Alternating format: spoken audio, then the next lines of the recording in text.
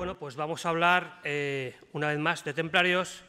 Esta vez vamos a hacerlo de una forma diferente. Vamos a sacarle algún trapillo sucio, ¿no? Porque, como se suele decir, ni los buenos son tan buenos ni los malos son tan malos, ¿no? De ahí el título de Templarios, así en la tierra como en el cielo. La Orden del Temple fue una orden militar y religiosa, nacida en el siglo XII, con el objetivo de proteger a los peregrinos que viajaban a Tierra Santa. Los templarios siempre han sido y serán, evidentemente, sinónimo de valentía y coraje, de grandeza y generosidad, caritativos, piadosos, dedicados su vida y su esfuerzo a defender Tierra Santa y a los peregrinos que allá llegaban. Participaron en grandes batallas junto a reyes y nobles, defendieron marcas, defendieron fronteras.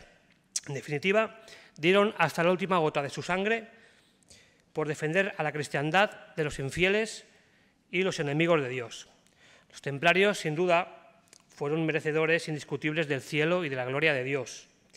Pero en ocasiones, algunos de sus freires estuvieron más cerca de la tierra, incluso del propio infierno, que de la morada celestial del Todopoderoso. Lo que vamos a hacer hoy es un viaje a través de los votos que realizaron ante el patriarca de Jerusalén, Gormundo de Piquigny, que fueron los votos de castidad, obediencia, pobreza y, como no, la defensa de la cristiandad y de los santos lugares, ¿no? Votos que les convirtieron en una orden única en la historia de la humanidad. Templarios, creíais estar tocando el cielo y en realidad estáis en la puerta del infierno. El principio del fin. Al final del verano de 1307, Felipe IV el Hermoso, rey de Francia, ordenaba en una operación policíaca mantenida en secreto hasta pocas horas antes apresar en una misma madrugada y en todos sus dominios a todos los templarios, desde su gran maestre, que vino de Chipre, donde residía, hasta el último de los hermanos sirvientes. Y todo esto lo hacía sin haber contado con la autorización del Papa. Esta gigantesca operación, fijada para el amanecer del 13 de octubre de 1307, fue todo un éxito policíaco. Cerca de 1 millar de templarios cayeron en las redes de los esbirros del rey de Francia. Apenas una docena consiguió salvarse. Inmediatamente fueron acusados de los más horribles crímenes: blasfemia, idolatría, abjuración de Cristo y sodomía, a lo que añadieron también los pecados de orgullo, avaricia y crueldad. El rey de Francia, con estas acusaciones, había roto de un plumazo los 4 votos que el Temple había realizado casi 200 años antes ante el patriarca de Jerusalén. Fueron entonces sometidos a los más crueles y despiadados tormentos, en los que murieron varias decenas de caballeros y de sargentos. Y con la promesa de que si confesaban sus crímenes no sufrirían ningún tipo de castigo, una buena parte de los prisioneros, comenzando por el gran maestre y algunos grandes dignatarios de la orden, tuvieron la debilidad de admitir unos delitos que no habían cometido, o quizás sí. Templarios, renunciaréis al mundo material y viviréis sin propiedades, sin riquezas y sin legados. El voto de pobreza. El voto de pobreza fue una de las promesas que los miembros del Temple realizaron primero ante el patriarca de Jerusalén y después durante su ingreso en la orden. Mediante este voto renunciaban a sus posesiones materiales y se comprometían a vivir con lo mínimo necesario para sobrevivir. Esto debía de permitirles mantenerse enfocados en su misión de proteger a los peregrinos que viajaban a la Tierra Santa. Pero al mismo tiempo, este voto permitía que la orden llegara a acumular gran cantidad de riquezas, ya que sus hermanos no podían poseer bienes personales. Este voto impactó de lleno en la estructura de la orden, ya que los templarios tuvieron que desarrollar sistemas económicos y administrativos para gestionar sus propiedades sin violar su voto. Además, esa riqueza acumulada y su poder como orden militar les permitía actuar como prestamistas y banqueros para reyes y nobles. Y esto hace que nos podamos plantear varias cuestiones.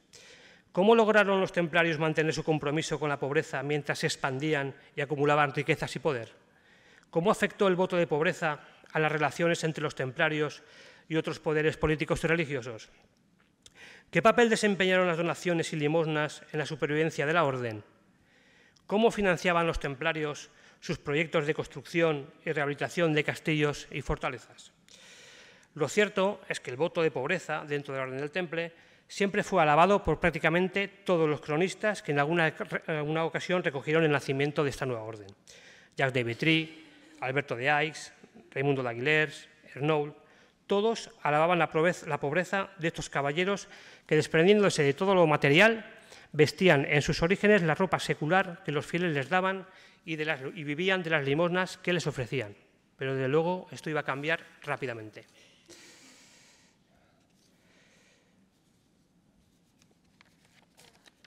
Espérate, que le hemos dado al que no es.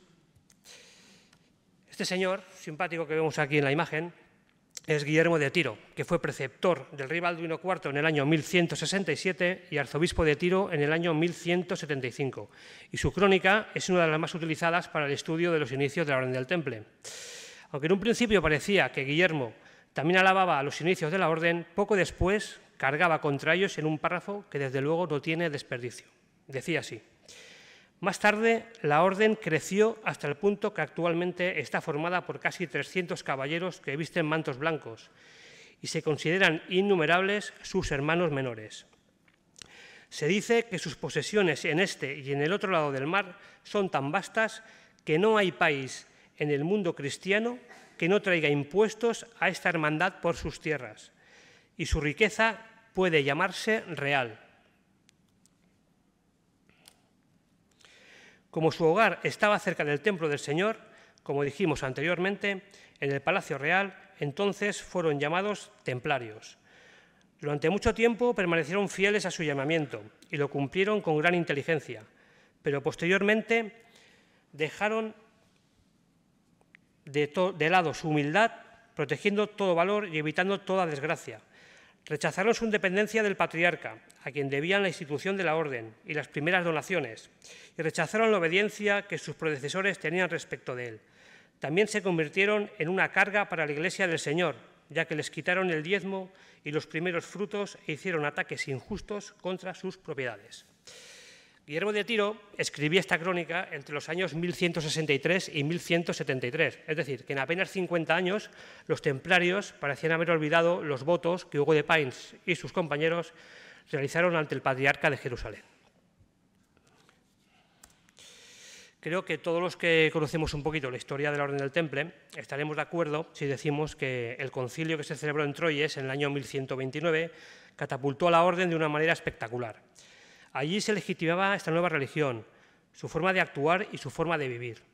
Una nueva religión, la de la Orden del Temple, que ya había sido alabada y exaltada anteriormente por Bernardo de Claraval. Si repasamos la regla de la Orden, resulta menos curiosa las puntualizaciones que se hacen referente a esta supuesta pobreza de los templarios, ¿no? Resulta curioso, por ejemplo, que no se les autorice a dar limosna, tal y como dicta el capítulo 6, o que, por ejemplo, puedan tener y disponer de tierras y hombres, según dice el capítulo 57, que dice lo siguiente: esta clase de nuevo orden, creemos, nació de las Sagradas Escrituras y la divina providencia en la Tierra Santa del Oriente, lo cual quiere decir que esta compañía armada de caballeros puede matar a los enemigos de la cruz sin pecar. Por esta razón, consideramos que tenéis derecho a ser llamados caballeros del Temple, con el doble mérito y hermosura de la probidad, y que podéis poseer tierras y tener hombres, villanos y campos, y gobernarlos justamente, y ejercitar vuestros derechos sobre ellos tal como está específicamente establecido. Pero por si fuera poco, el siguiente capítulo, el 58, les autorizaba a recibir diezmos. Habiendo renunciado a las placenteras riquezas del mundo, creemos que os habéis entregado voluntariamente a la pobreza, y en consecuencia hemos decidido que quienes vivís la vida comunal podéis recibir diezmos. Si el obispo del lugar, a quien debería ser entregado el diezmo por derecho, desea entregároslo en un acto de caridad, con el consentimiento de su capítulo, podrá entregar aquellos diezmos que posee a la Iglesia. Además, si cualquier lego conserva los diezmos de su patrimonio para su detrimento y en contra de la Iglesia y desea cedéroslos, podrá hacerlo con el permiso de su prelado y su capítulo. Diezmos, por otra parte, que el Temple estaba exento de pagar. Inocencio II, en el año 1139, y mediante la bula Omne Datum Optimum, les liberaba del pago de diezmos a los obispos. También mediante esta bula se les autorizaba a cobrar por las novenas encargadas por la salvación de las almas de los difuntos, por los rezos, por los enterramientos. Y aquí jugaron un papel muy importante los llamados donados, los donados del temple, que en muchas ocasiones son los grandes olvidados. ¿Y quiénes eran estos donados? Pues los donados eran un grupo de personas de ambos sexos que, sin formar parte de la Orden del Temple, sí componían su familia, entre comillas, ¿no? Ya que se entregaban a ellos y eran partícipes de sus rezos y oficios, y que por lo general solicitaban ser enterrados en los cementerios templarios, previo pago, claro está. Pero estos donados en ocasiones no lo hacían a nivel particular, en ocasiones lo hacían incluso a nivel familiar, ya que solicitaban a la Orden el amparo espiritual de su casa, no solo para ellos, sino para sus hijos y familiares, por lo que generalmente parte de las herencias de estos donados pasaban a manos de la Orden del Temple. Y un claro ejemplo de estos donados lo tenemos aquí mismo, en Valencia. Hasta el momento, y a falta de que aparezca más documentación, sabemos que entre los años 1256 y 1298 se redactaron más de 40 documentos a nivel individual y familiar entre la Orden del Temple y estos donados. ¿Esto qué quiere decir? Pues que caballos, armas, casas, censos, sueldos, tierras, molinos, todo quedaba en manos de la Orden del Temple. Tampoco olvidaron la misión que les vio nacer, la de policía de caminos, ya que se les autorizaba a recibir un pago anual por parte de aquellos que quisieran que la Orden les diera protección y seguridad. También desde ese momento fueron señores de pueblos, ciudades, tierras, lo que les proporcionó recibir impuestos de portazgo, bobaje, lezda, peaje, almacenaje, hornos y molinos, así como administrar todas sus riquezas. Se convirtieron de la noche a la mañana en empresarios, terratenientes, agricultores, arrendaderos, granjeros, ganaderos.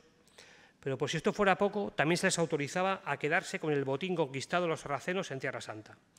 La bula Omne Datum Optimum dio la oportunidad a la Orden del Temple para enriquecerse, oportunidad que desde luego no desaprovechó. ¿Y por qué este enriquecimiento tan rápido y tan sorprendente? Pues simplemente por la campaña publicitaria que supieron hacer en el momento preciso. Los templarios inspiraban confianza y seguridad. Eran devotos religiosos y además aguerridos hombres de armas que luchaban por la cristiandad. A todo esto añadieron su desempeño como banqueros, por lo cual era habitual verlos entre los asesores fiscales de prácticamente todos los reyes de Europa. Llegaron a tener tal poder económico que prestaban dinero a los monarcas, como a Luis VII y Luis IX, para poder costear sus cruzadas. Y ya desde tiempos de Luis Felipe Augusto, el tesoro real de Francia se guardaba en el Temple de París. Curiosamente, la regla hablaba bien poco de este poder económico de la Orden. Es más, ni siquiera lo mencionaba y tan solo dictaba algunos capítulos referentes al dinero, oro y plata que algunos de los templarios podían poseer. De esta forma, ningún templario podía llevar dinero encima o guardarlo sin permiso. Les estaba totalmente prohibido poseer ningún bien material, y el maestre era el encargado de que así fuera. La regla era bastante tajante a este respecto. A tal punto llegaba esta prohibición que incluso si una vez muerto uno de los hermanos se descubría que había escondido oro o plata en sus bolsas o fuera del convento para su propio beneficio, no podía ser enterrado en el cementerio, sino que tenía que ser arrojado a los perros. Y en el caso de que ya estuviera enterrado, había que sacarlo de su tumba. Por desgracia, tal y como se afirma en los retraits son unos añadidos que se hicieron a partir del año 1139, la regla primitiva de la Orden, más de una vez estos templarios avariciosos tuvieron que ser sacados de sus tumbas para ser abandonados como hermanos perversos. Tampoco hace mención expresa la regla de las propiedades, casas, tierras, molinos y demás patrimonio que tenía la Orden. Tan solo una vez más se toca muy de puntillas. Es posible que en ese momento los encargados de redactar la regla no le dieran la importancia necesaria a este respecto, ya que su misión era la de combatir al enemigo, o quizás prefirieron hacer oídos sordos. Pero además este voto de pobreza era parte fundamental de su filosofía y estilo de vida, evitándoles distracciones mundanas. Solo tenemos que recordar su famoso lema, ¿no? No a nosotros, Señor, no a nosotros, sino a tu nombre da la gloria. Por otra parte, el voto de pobreza, al exigir que los templarios no tuvieran posesiones materiales, evitaba que fueran susceptibles a sobornos o corrupciones, ya que la regla prohibía a los templarios la simonía, al menos en teoría.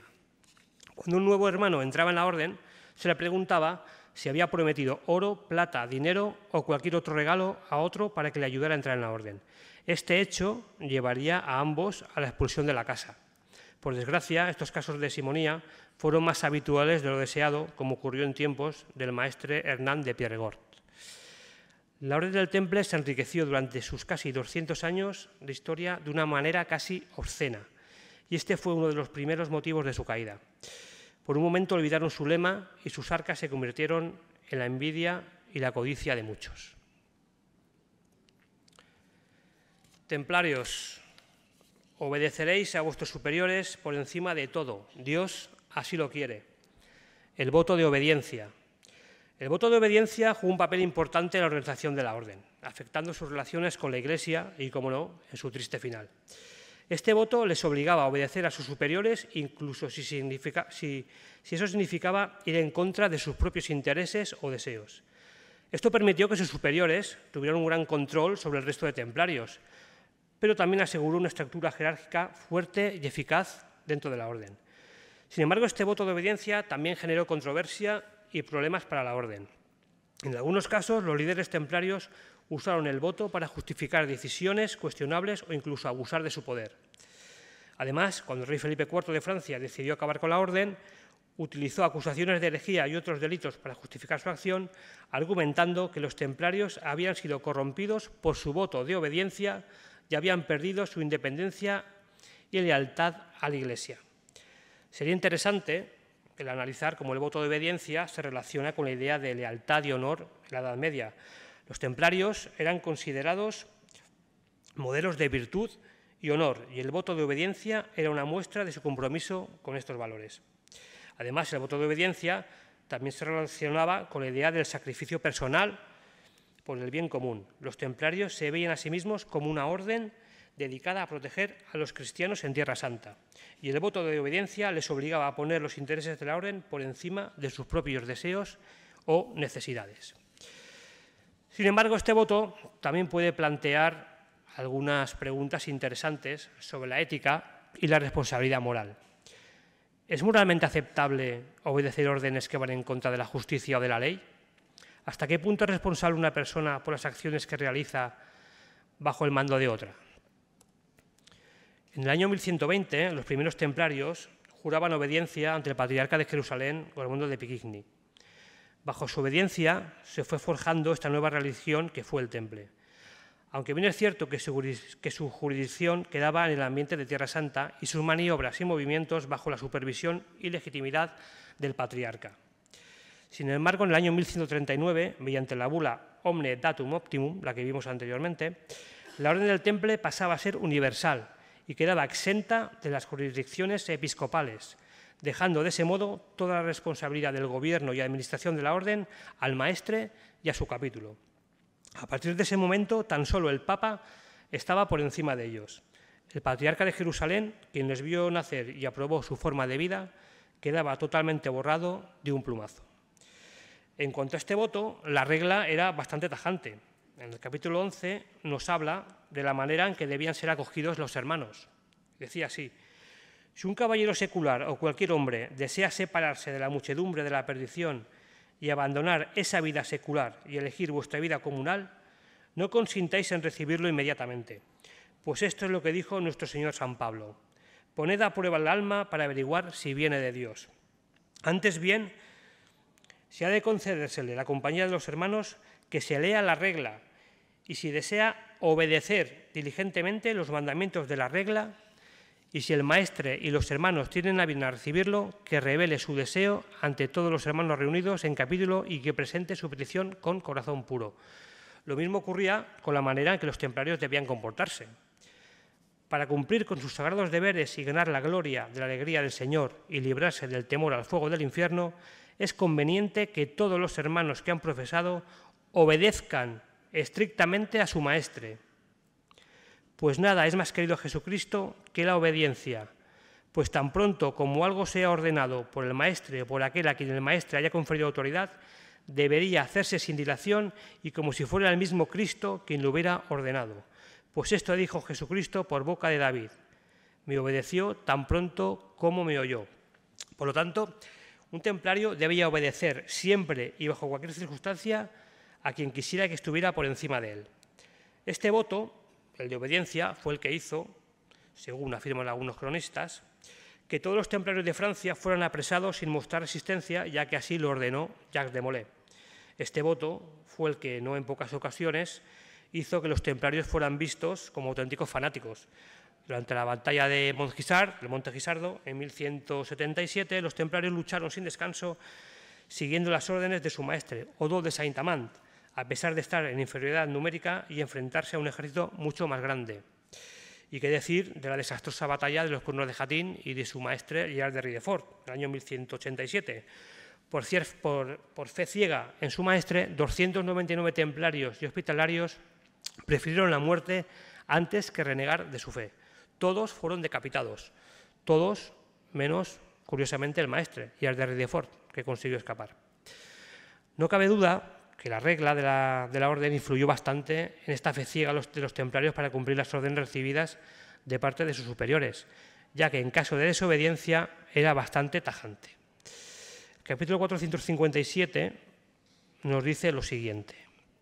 Si algún hermano se rebela contra los mandamientos de la casa y se niega a obedecerlo sin arrepentirse y persiste en su insensatez y no desea enmendarse a pesar de las plegarias y advertencias, puede ser despojado de su hábito y encadenado y mantenido de esta manera durante largo tiempo. Pero es mejor cuando ocurre que un hermano, movido por la ira o por el enfado, dice que no acatará el mandamiento de la casa, que se permita que se le pase el enfado. Y después alguien debería ir a verlo y decirle con calma y sin alzar la voz: buen hermano, acata el mandamiento de la casa, por amor a Dios. Y si lo hace y no se ha causado ningún daño, debería tolerársele por amor a Dios y mostrarle compasión. Y se le puede mostrar gran bondad y clemencia, y de esta manera es mejor a los ojos de Dios. Y si no desea hacerlo, se le debería despojar del hábito y encadenarlo tal y como se ha dicho antes. En Tortosa, en la costa de Siria, ocurrió en una ocasión que el comandante dio una orden a uno de los hermanos y éste le contestó de muy mala gana diciéndole: «Tal vez lo haga». Y el comandante reunió entonces a los hermanos y le hizo rogar clemencia por su desobediencia. Entonces el templario dijo que sí, que obedecería la orden. A pesar de ello, el resto de templarios decidió que no debía conservar su hábito porque no había consentido en obedecer la orden a la primera palabra. Pero este voto de obediencia quedaba ya totalmente estipulado cuando el novicio quería entrar en la orden.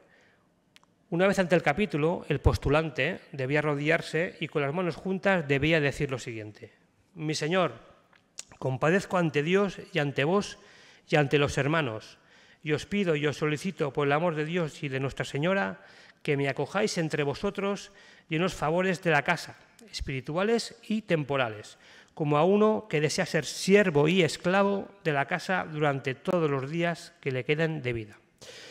Era entonces cuando el que celebraba el capítulo le preguntaba: «¿Has pensado bien, buen hermano, que deseas ser siervo y esclavo de la orden y renunciar para siempre a tu voluntad para hacer la de otro? ¿Y deseas sufrir todas las penalidades que están establecidas en la casa y obedecer todas las órdenes que se te darán?» El postulante respondía entonces: «Sí, mi señor, si así place a Dios». «Ahora, buen hermano, escucha bien lo que te diremos. ¿Prometes a Dios y a Nuestra Señora, la Virgen María, que de ahora en adelante y durante todos los días del resto de tu vida obedecerás al maestre del temple y a cualquier comandante que esté por encima de ti?» «Sí, mi señor, si así place a Dios». Pero las órdenes dadas por los maestres y los comandantes, ¿realmente placían a Dios? Quizás esa sea la cuestión, ¿no? Bernardo de Claraval, mentor del temple desde su nacimiento, decía que el que por obediencia se somete al mal está adherido a la rebelión contra Dios y no a la sumisión debida a él.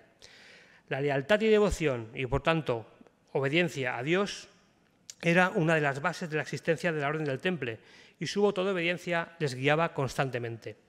Su sumisión a Dios hacía que día a día pusieran en riesgo sus vidas, no por sus maestres, ni por sus comandantes, ni siquiera por la orden, lo hacían por Dios. Solo a tu nombre da la gloria. Y desde luego la historia nos ha demostrado cómo en ocasiones los templarios se rebelaron contra Dios al obedecer órdenes de maestres y comandantes que habían olvidado que la primera obediencia debían tenerla precisamente ante Dios y no ante los hombres. Pero a pesar de todo, los templarios creían que obedecer a sus superiores era obedecer a Dios mismo. Por lo tanto, cualquier orden que recibieran de ellos era considerado como un mandato divino que debían cumplir sin cuestionarse.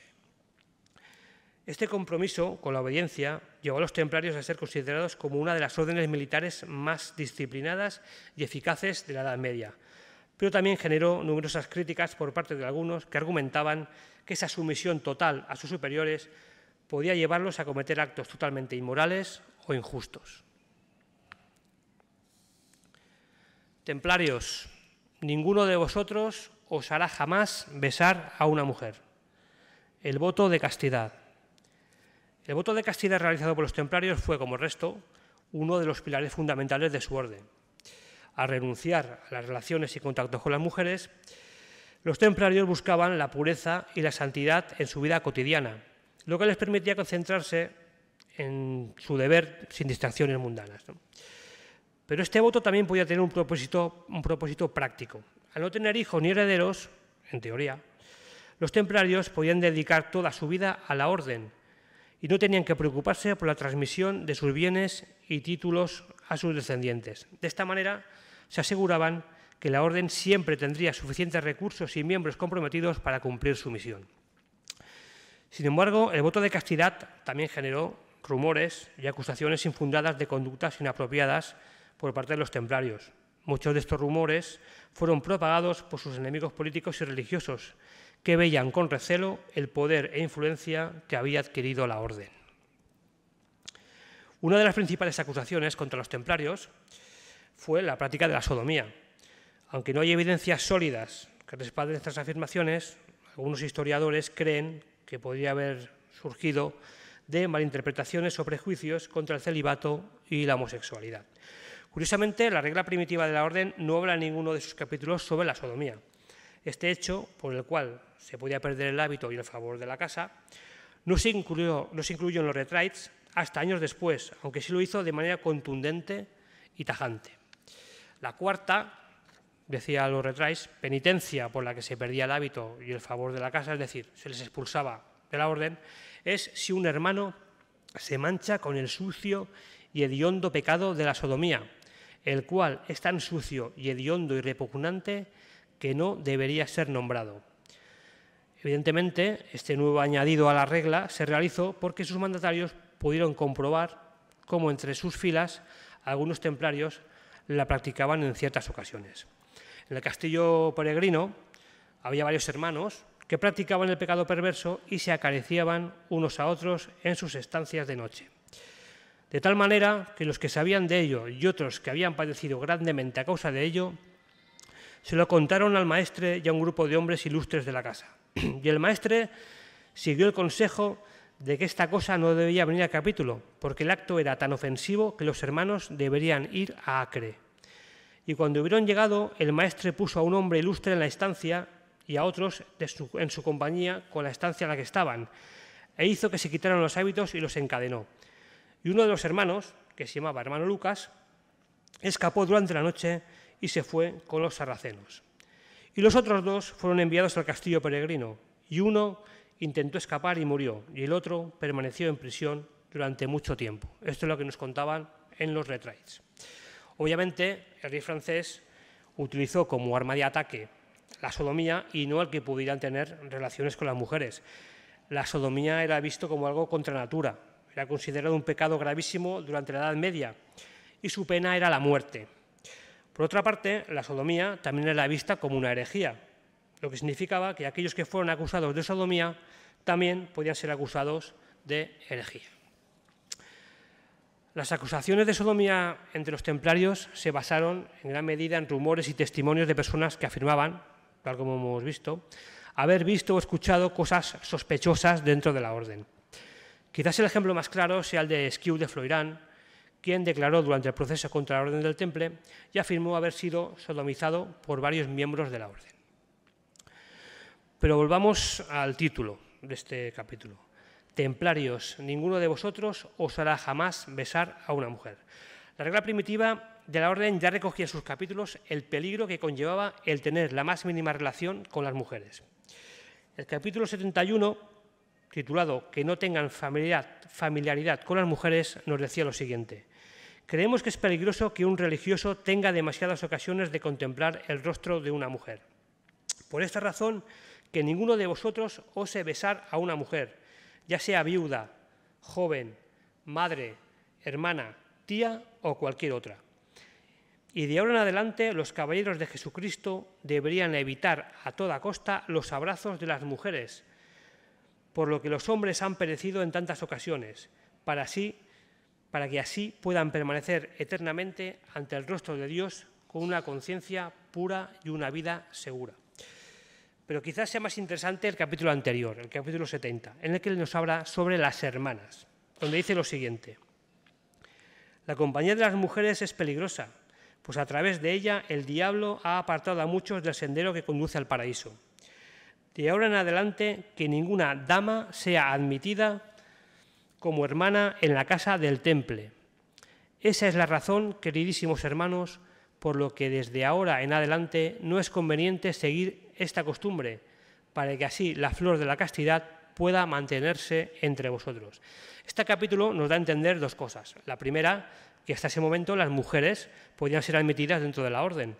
Eran las llamadas damas templarias, lo cual abre un debate bastante interesante, ¿no? Estas damas, o soror, no tenían un papel militar, ni podían ser evidentemente caballeros, pero sí tenían roles importantes dentro de la estructura templaria, como administrar propiedades, dar apoyo espiritual y médico a los caballeros. Y la segunda es que, evidentemente, esas relaciones entre caballeros y damas había existido, al menos hasta el año 1129, donde se aprueba la regla de la orden. Ese día, el manto blanco templario pasaba a ser sinónimo de pureza y castidad. Por lo tanto, desde ese momento se les prohíbe hablar, escuchar, ni permitir ningún tipo de comentario sobre los placeres de la carne de que han disfrutado con mujeres inmorales. Por supuesto, desde ese momento, el hermano que andara con mujeres, entrara en una casa de pecado o incluso simplemente andara con malas compañías, corría el riesgo de perder su hábito y de ser encadenado. Según cuentan los retraits, en una ocasión uno de los hermanos entró por la noche secretamente en casa de una de estas mujeres inmorales, con la intención de acostarse con ella, pero fue descubierto. El templario entonces rogó clemencia, pero a pesar de ello fue despojado de su manto. Finalmente, reunido el capítulo, se decidió que lo conservara, ya que hasta entonces había gozado de una buena reputación. Templarios, jamás levantaréis vuestra espada contra un cristiano, la defensa de los peregrinos y los santos lugares. El principal motivo de la creación de la Orden del Temple fue, como todos sabéis, la defensa de los peregrinos y de los santos lugares. Tras la toma de Jerusalén en el año 1099, muchos cruzados regresaron a sus lugares de origen, mientras otros se dirigieron hacia el norte, hacia Edesa, para continuar con sus conquistas. De este modo, el paso que unía el puerto de Jaffa con Jerusalén, que era por donde viajaban la mayoría de peregrinos, quedaba desprotegido y en manos de asaltantes y bandoleros. Por este motivo, Hugo de Pines, junto con otros caballeros, decidió quedarse en Tierra Santa para proteger a sus peregrinos y defender los santos lugares. Pero ¿por qué los templarios decidieron dedicarse a la protección de los peregrinos? ¿Cómo se organizaban para llevar a cabo esta tarea? ¿Qué impacto tuvo el voto de proteger a los peregrinos en la historia de la Orden? Estas son algunas de las cuestiones, ¿no?, que nos podíamos preguntar sobre este voto. Pero pronto esta orden militar abandonó su tarea de policías de caminos para verse envuelta en la espiral de estrategias, políticas, acuerdos y pactos que planeaban sobre Jerusalén y sobre Oriente. No faltaron críticas y ataques por parte de aquellos que argumentaron que realmente los templarios estaban más interesados en la acumulación de poder y riquezas que en su misión original. De este modo, los conflictos con otras órdenes militares fueron del todo patentes, sobre todo con hospitalarios y teutones. Estas órdenes competían por recursos y poder en Tierra Santa, lo que les llevó en más de una ocasión a tener conflictos graves, como la posesión del castillo de Alcarac o la tensión generada tras la batalla de Gaza, en la que los hospitalarios acusaron a los templarios de no haberles apoyado adecuadamente. Pero quizás uno de los más importantes enfrentamientos fue el que tuvieron durante el asedio de Acre, entre los años 1189 y 1191, ya que los dos luchaban por el control de la ciudad. Tras la toma de Acre, los hospitalarios intentaron tomar el control de la ciudad y expulsar a los templarios, pero estos finalmente resistieron y mantuvieron su posición. Los conflictos duraron varios meses y fueron de los más violentos. Pero también los teutones tuvieron sus más y sus menos con los templarios, a quienes acusaban de inferir esos intereses en Prusia y Livonia. Quizás el más conocido fue el conflicto sufrido por la posesión del castillo de Montfort, castillo que finalmente fue entregado a los teutónicos tras firmar un acuerdo de paz con los templarios. Pero no solamente estos conflictos se daban en Tierra Santa, también aquí, en la península ibérica, los templarios tuvieron sus encontronazos con la Orden de Calatrava y con la Orden de Alcántara, siempre a consecuencia de la posesión de territorios y sus consiguientes beneficios económicos. Quizás no el conflicto más importante, pero sí el más curioso, es el que tuvo lugar por la posesión de la vía de Ronda, cerca del Carpio, en Toledo. En el año 1188, Alfonso VIII cedía esta villa a los de Alcántara, añadiendo después todo aquel territorio para que lo repoblaran. Sin embargo, en el año 1220, Fernando III el Santo se lo concedía a la Orden de Calatrava, comenzando los conflictos entre estas dos órdenes por su posesión. Pero también los templarios estaban interesados en hacerse con esa plaza. Así que desde Melque, donde tenían su base de operaciones, interpusieron varios pleitos en el año 1235. Como la sentencia no les fue favorable, no tuvieron mejor idea que decidir tomar la plaza a la fuerza. Y para ello llamaron en su auxilio a los moros que todavía estaban en los montes de Toledo. Finalmente, esta acción les costó ser excomulgados en el año 1243. Sin duda, los templarios habían olvidado lo que su regla decía a tal respecto. Los templarios tenían también terminantemente prohibido matar a un cristiano o cristiana o ser causa de su muerte. Esto conllevaba la expulsión inmediata de la orden. Pero también la regla les prohibía simplemente el golpear a un cristiano. Decía así: la tercera cosa es si un hermano golpea a un cristiano o a una cristiana con un instrumento afilado o una piedra o un palo o cualquier cosa con la cual pueda matar o herir con un golpe. Entonces el hábito queda a la discreción de los hermanos, ya sea para despojarlo de él o para permitir que lo conserve. Y si un hermano golpea a cualquier cristiano impulsado por la ira con un golpe tal que pudiera matar o lisiar, no debería conservar su hábito, es decir, debía ser expulsado del temple. También sobre esto podemos encontrar más ejemplos de los que nos gustaría. Ocurrió en Antioquía que un hermano llamado hermano París y otros dos hermanos que iban con él mataron a algunos mercaderes cristianos.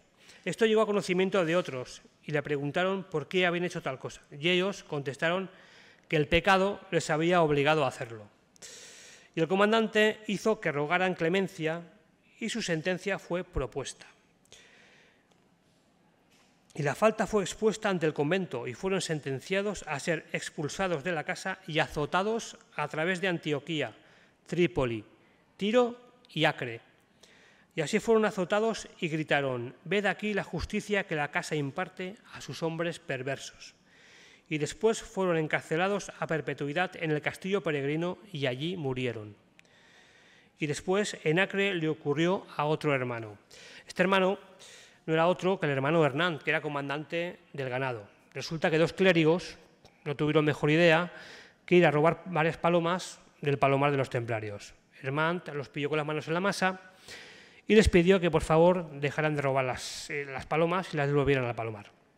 Los clérigos parece ser que no le hicieron mucho caso y siguieron robando palomas. Hernán, junto con otros dos templarios, golpeó duramente a uno de los clérigos en la cabeza, dejándolo malherido. Los clérigos entonces se pusieron en contacto con el maestre y levantaron una queja. En esta ocasión, Hernán y los otros dos templarios Fueron absueltos, pero tras reunirse de nuevo el capítulo, les hicieron rogar clemencia y fueron despojados de sus hábitos, encadenados y enviados a Chipre, ya que, tal como se puede leer en los retraits, el golpe era muy serio. Durante una marcha y acampada en Jaffa, el comandante de la casa ordenó a los hermanos que cargasen sus equipajes a medianoche. Parece ser que alguno no estaba muy de acuerdo, por lo que se inició una pequeña discusión. La disputa acabó cuando uno de los hermanos agarró del pelo al otro y lo tiró al suelo ante la mirada del resto. Al día siguiente, los templarios continuaron la marcha, llegando a Arsuf. Allí escucharon misa. Después, el mariscal Hugo de Monló, conocedor de lo que había ocurrido, hizo quedarse a los hermanos en la capilla para interrogarles sobre el asunto. El hermano agredido se puso en pie y dijo que había sido golpeado ante la mirada indiferente de varios templarios. Una vez más, el hermano perverso fue obligado a pedir clemencia. Después fue despojado de su hábito, encadenado y encarcelado en el castillo peregrino. Desde luego, la regla era impecable para los que levantaban su brazo contra un cristiano y el castigo recibido podía parecernos en ocasiones hasta exagerado. Pero ya en la ceremonia de recepción de la orden eran convenientemente avisados e informados. Y ahora, buen hermano, ya has oído las cosas por las que podrías ser expulsado de la casa, pero no todas. Apréndelas, pues, y ten cuidado si Dios quiere, y deberías preguntarle a los hermanos acerca de ellas. También hay otras cosas que están establecidas, y si las haces, se te administrará otro castigo. Es decir, que nunca deberías golpear a otro cristiano, ni tampoco tocarlo movido por la ira o el enfado con tu puño, o con la planta de tu pie, ni tirarle de los cabellos o patearlo con tu pie. Y si lo golpeas con una piedra, un cayado o un arma afilada, tal como te he dicho antes, con la cual pudieras matar o herirlo de un golpe, tu hábito quedará a la merced de los hermanos, ya sea para despojarte de él o para permitir que lo conserves. A pesar de ello, y de todo lo que hemos visto, las refriegas con otras órdenes militares quedaban, al menos que sepamos, al margen de castigos y de escarmientos. Y esto era debido a la naturaleza de la sociedad medieval. A menudo los señores, nobles y reyes se involucraban en conflictos entre ellos y las órdenes militares también se veían envueltas en estos conflictos. Por lo general no había un castigo oficial, aunque sí es cierto que en algunos casos, como en Ponferrada o en Calatrava, sí tuvieron algún tipo de repercusión. Pero los templarios no solo tuvieron enfrentamientos con órdenes militares, con reyes y con nobles. En el año 1150, en Poblet, en Tarragona, los cistercienses, también conocidos como los monjes blancos, fundaban el monasterio de Santa María de Poblet. Tan solo habían pasado 52 años de la fundación del Cister. Las tierras cedidas por Ramón Berenguer IV a los cistercienses para la construcción de dicho monasterio lindaban con una pequeña población, que era la Espluga, que tras las conquistas de Tortosa y Lérida comenzaba a expandirse y a crecer. Esta población se encontraba por aquel entonces en manos de dos hermanos, Pons y Ramón de Cervera, los cuales pues, no debían de llevarse muy bien del todo, ¿no?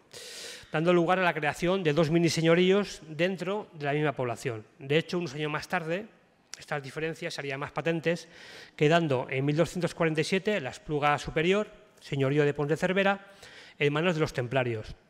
Y en el año 1252, la Espluga Inferior, señorío de Ramón de Cervera, en manos de los hospitalarios. Casi nada. Ya hemos visto antes la rivalidad que existía entre las órdenes del Temple y del Hospital, pero esta vez no fueron templarios y hospitalarios los que se liaron a mamporros. Esta vez los que se liaron a tortazos no fueron otros que templarios y cistercienses. Todo empezó a primeros del año 1269, cuando los vasallos del Temple destruyeron una acequia procedente de sus tierras y que abastecía de agua al monasterio de Poblet. Los templarios justificaron este acto afirmando que los cistercienses se aprovechaban de su agua. Tal jaleo se montó que finalmente tuvo que intervenir la justicia real dando la razón a los cistercienses y obligando a los templarios a reconstruir la acequia. Además, les prohibió molestar al monasterio bajo pena de nada menos que 1000 maravedís de oro, que era toda una fortuna por aquel entonces. Los templarios, evidentemente, debieron encajar la sentencia con una sonrisa un poco forzada y, como era de esperar, pues planearon su pequeña venganza, ¿no? De entrada prohibieron a sus vasallos moler trigo en los molinos de los cistercienses y denegaron el paso por sus tierras tanto a monjes como a vasallos de Poblet. quienes se veían obligados a dar enormes rodeos para poder cruzar la Espluga Superior. Pero ahí solo acababan de comenzar los conflictos, aunque la verdad es que los vasallos del Temple siempre se habían entretenido en hacerle la puñeta a los cistercienses. Las hostilidades comenzaron esporádicamente sobre el año 1179 y fueron constantes durante prácticamente todo el siglo XIII. Tantas fueron las escaramuzas y los pleitos de la Orden del Temple que decidieron finalmente vender la Espluga Superior. Y qué mejor comprador para dicho terreno que los cistercienses de Poblet, pero ni por esas. En el año 1271, Arnaldo de Castelnau, maestre de la Orden del Temple, y el abad de Poblet, Berenguer de Concabella, comenzaban a tratar los pormenores de la compraventa de la Espluga Superior. Pero ¿a qué va? Ahí estaban los fabulosos vasallos del Temple boicoteando la operación, ¿no? A partir de ese momento, los incidentes fueron más que constantes. Quizás uno de los más violentos fue el que protagonizaron los habitantes de Vimbodí, que eran vasallos de los cistercienses, durante la persecución de un forajido que se refugió en la granja de Milamanda, en territorio templario. Ya no hace falta ni que os diga nada más. Tal fue la alboroto y la bronca que se montó, que acudió hasta el lugar el comendador del Temple con sus hombres. Pero los del Cister no se asustaron lo más mínimo e intuyendo un posible ataque de los templarios cistercienses, vasallos y esclavos, comenzaron la defensa de su posición. Otra vez, todos liados a mamporros. Y lo peor de todo es que esto no era un caso aislado. Los cistercienses del monasterio de Santes Creus también tuvieron lo suyo con los templarios de Barberá y de Selma, enfrentados unas cuantas veces por culpa de testamentos, donaciones y demás.